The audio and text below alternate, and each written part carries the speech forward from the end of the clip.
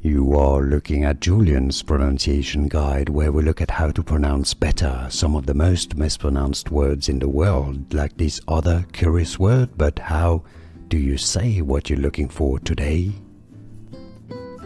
We are looking at how to pronounce the name of this coffee from Ethiopia. We'll be looking at how to say more coffee names as well. There are too many people mispronounce. Stay tuned to the channel to learn more. There are two different ways of pronouncing it.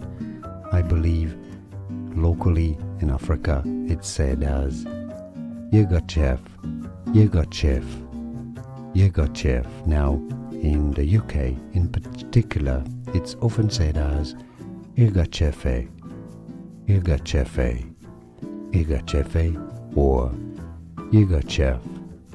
Now you know. More videos for you here to learn more. I'll see you there. Thanks for watching. Here are more videos on how to pronounce more confusing words and names too many mispronounced. Like this video if you found it useful. I appreciate your support. I'll see you soon and thanks for watching.